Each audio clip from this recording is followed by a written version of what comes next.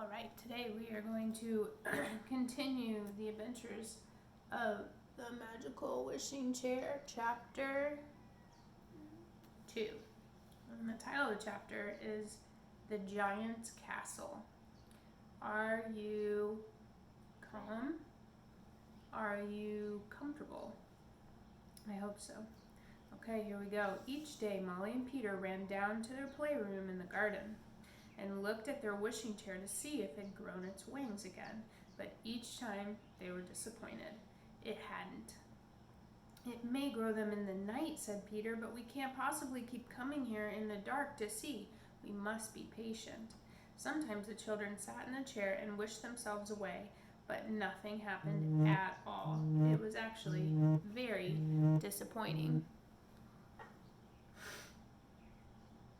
And then, one day, their chair grew its wings again. It was a Saturday afternoon, too, which was very jolly, as the children were not in school. They ran down to the playroom and opened the door, and the very first thing they saw was that the chair had grown its wings. They couldn't help seeing it because the chair was flapping its wings about as if it was going to fly off. "Quick, quick," shouted Peter, dragging Molly to the chair. "Jump in, it's going to fly." They were just in time. The chair rose up in the air, flapping its wings strongly, and made for the door. Out it went and rose into the air at once.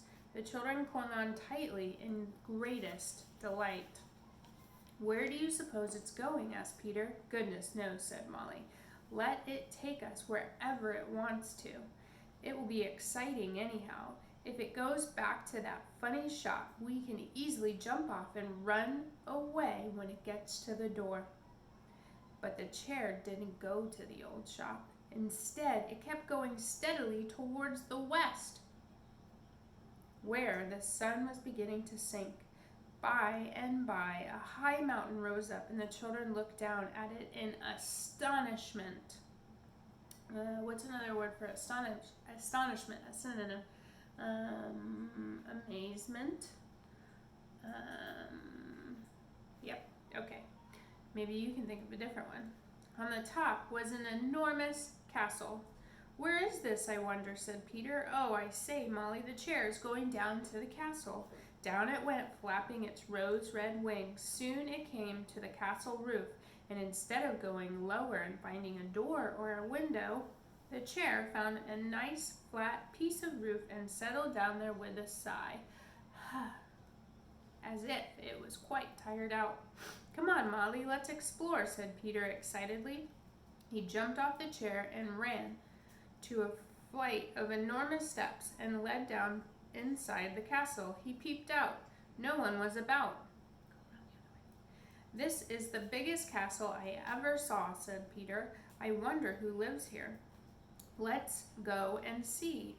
They went down the steps and came to a big staircase leading from the landing. On every side were massive doors, bolted on the outside. "I hope there are no prisoners here inside," said Molly, half afraid. The stairs suddenly ended in a great hall. The children stood and looked in astonishment again.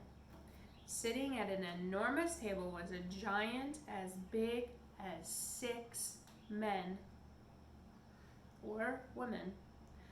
His eyes were on a book, and he was trying to add up figures.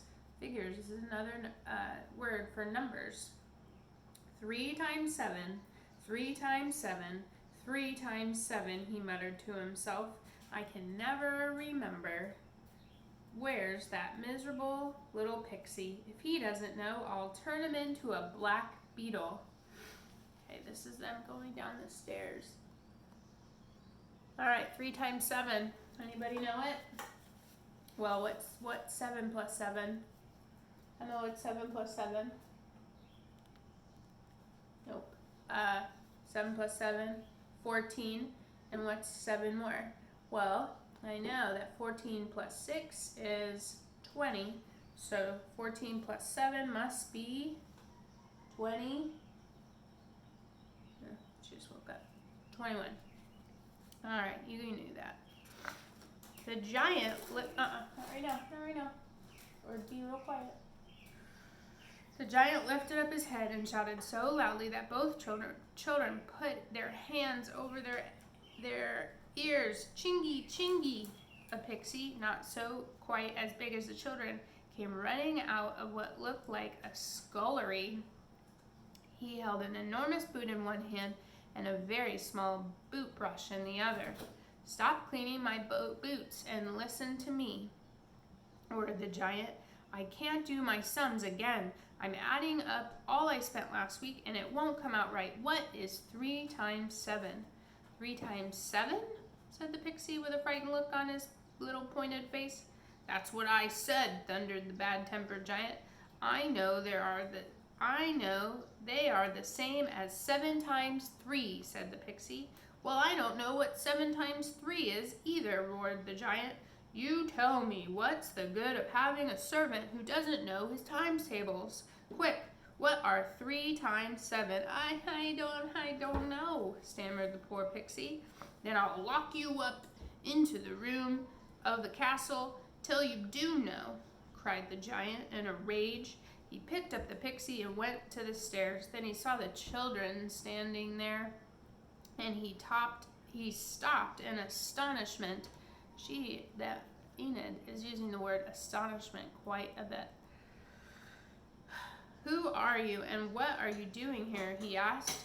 We've just come on a flying visit, said Peter boldly. We know what 3 times 7 are, and we know what 7 times 3 is. So if you let that pixie go, we will tell you. There. You tell me then, you clever children, cried the giant, delighted. It is 21, said Peter. The giant, still holding the pixie tightly in his hand, went across to the table and added up some figures. Yes, 21, he said. Now why didn't I think of that? Good. Let the pixie go, begged Molly. Oh, no, said the giant with a wicked grin. We shall be shut up in the top room of my castle, and you shall be my servants instead, and help me to add up all my sums. Come along with me while I shut up Chingy. He pushed the 2 angry children in front of him and made them go all the way up to the top of the stairs until they came to the topmost door. That reminds me of the topmost branch. The giant unbolted it and pushed the weeping pixie inside. Then he bolted it again and locked it. Quick, whispered Peter to Molly. Let's race up these steps to the roof and get our magic chair. So while the giant was locking the door, the 2 of them shot up the steps to the roof. The giant didn't even try to stop them. He stood and he roared with laughter. Well, I don't know how you expect to escape that way, he said. You'll have to come down the steps again, and I shall be waiting here to catch you. Then you will really get it. The children climbed out on top of a flat piece of the castle roof. There was the chair standing there just where they had left it, its red wings gleaming in the sun. They threw themselves into it, and Peter cried, Go to the room where that little pixie Chingy is. The chair rose into the air, flew over the castle roof, and then down to the big window. It was open, and the chair squeezed itself inside. Chingy the pixie was there, sitting on the floor, weeping. When he saw the chair coming in with the 2 children sitting on it, he was astonished that he couldn't even get up off the floor. Quick, cried Molly, come into this chair, Chingy. We'll help you escape. Who's talking there? Boomed the giant's enormous voice, and the children heard the bolts being undone and the key turning in the door.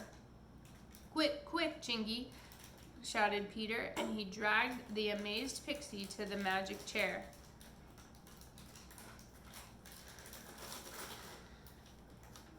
Do it quick. I'm trying to read a book here, dude. Don't touch it anymore.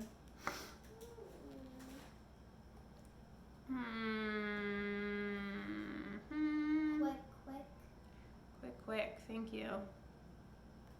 Totally lost my place. Quick, Chingy, shouted Peter, and he dragged the amazed pixie into the magic chair. They all 3 sat in it, huddled together, and Peter shouted, Take us home! The door flew open and the giant rushed in just as the chair sailed out the window. He ran to the window and made a grab at the chair. His big hand knocked against a leg and the chair shook violently. Chingy nearly fell off, but Peter grabbed him and pulled him back to safety. Then they sailed high up into the air, far out of the reach of the angry giant. "We've escaped!" shouted Peter. "What an adventure! Cheer up, Chingy. We'll take you home with us. You shall live with us if you like. We have a fine playroom at the end of our garden. You can live there and no one will know. What fun we'll have with you in the wishing chair." "You're very kind to me," said Chingy. Gratefully, "I shall love to live with you. I can take you on so many, many adventures." "Hooray!" shouted the two children. "Look, Chingy, we're going down to our garden." Soon they were safely in the garden and the chair flew in at the open door of the playroom. Its wings disappeared and it settled itself down with a long sigh, as if to say, "Home again." "You can make a nice bed out of the cushions from the sofa," said Molly to the pixie, "and I'll give you a rug from the hall chest to cover yourself with. We must go now because it's past our tea time. We'll come and we'll see you again tomorrow. Good luck." And that is the end of that chapter. Okay, so we have a new character. Who's the new character? Chingy. Chingy is a little tiny pixie, and I have a feeling that he is gonna go on many adventures with the kids. All right. No reading response today.